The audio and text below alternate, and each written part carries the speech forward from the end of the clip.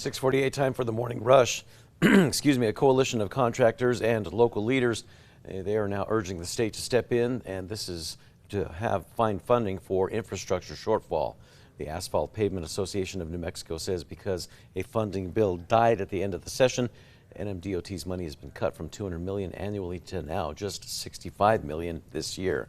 They're asking the governor now for action during the special session next week. The state is now moving to open more drug treatment clinics in the state. The Healthcare Authority has launched outreach programs in recent years to attract providers to New Mexico and urge students to pursue careers in the field. The state wants to add 5 more treatment facilities next year to help fill a growing need. While happening today, city officials will host a grand opening. It's going to be for a major new hub for fire, police, and social workers on Albuquerque's west side. The new public safety complex at 98th and Amole Mesa will serve one of the fastest growing areas of the city.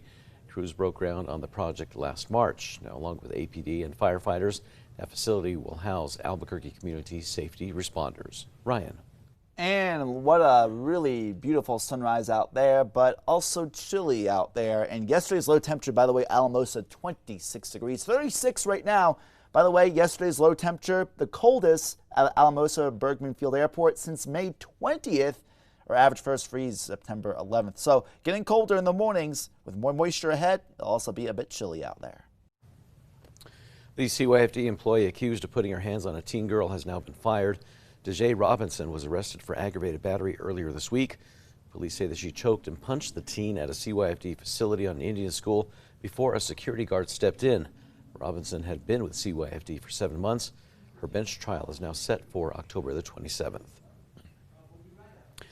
A man is awaiting sentencing for sexually assaulting a teen boy. Jurors deliberated less than an hour before returning guilty verdicts on multiple felony counts. Court documents say in 2023, then 22-year-old Xavier Maez gave a 14-year-old alcohol and cocaine before assaulting him. The Bernalillo County DA says that Maez took deliberate steps to manipulate and endanger the minor. Maez faces up to 18 years in prison. Ryan.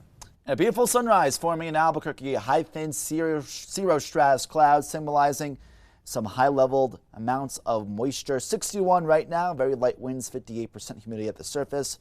Thunderstorms possible today, more likely with cooler weather this weekend.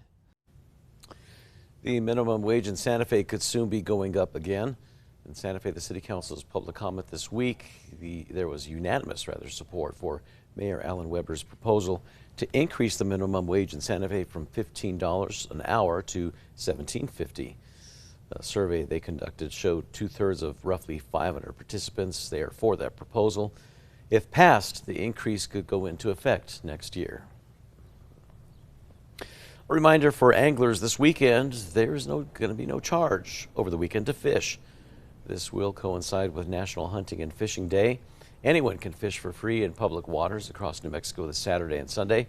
Anglers must observe the bag limits along with other rules and regulations. We have more information on our website. That's going to be at krqe.com. Ryan. And taking a look at traffic right now, no major accidents nor slowdowns, looking mostly calm out there.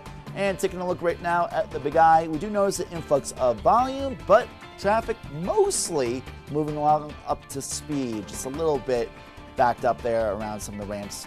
We'll have more updates later on. Deals are now stacking up for National Pancake Day. The classic breakfast staple is being celebrated. That's going to be happening today as several chains across the country announce deals for their customers to celebrate. Cracker Barrel is letting customers eat all the pancakes they want for just $5, while IHOP is going to be offering a free stack of pancakes in exchange for a charitable donation. And now it's time for the 5 facts. At number 5, happening today, city officials will host a grand opening for a major new hub for fire, police, and social workers on the west side of the new public safety complex at 98th.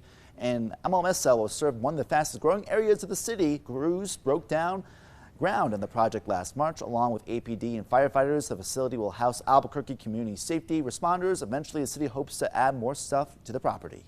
And at number 4 this morning, the state is moving to open more drug treatment clinics. The Healthcare Authority has launched outreach programs in recent years to attract providers to New Mexico and even urge students to pursue careers in the field. The state wants to add 5 more treatment facilities over the next year to help fill a growing need. And at number 3, more chances of rainfall this weekend. Plenty of moisture moving in with a high pressure to the northeast, a low pressure to the west, squeezing out upper level winds from the south and west. They'll produce more thunderstorms this afternoon with lower high temperatures as well. At number 2, the CYFD employee accused of putting her hands on a teen girl has now been fired. DeJay Robinson was arrested for aggravated battery earlier this week. Police say that she had punched the teen at a CYFD facility on Indian School before a security guard stepped in. Robinson had been with CYFD for 7 months. Her bench trial is now set for October the 27th. At number 1, road work around the state could slow or even come to a stop after lawmakers failed to fund projects this year. Now a coalition of contractors and local leaders, they are urging state leaders now to step in. With hundreds of roads across the state in need of repair. The Asphalt Pavement Association of New Mexico is sounding the alarm. They say because the bill died at the end of the session, the NMDOT's funds have been drastically slashed by more than half, from $200 million down to just $65 million this year. The association says that's barely enough to cover basic road maintenance.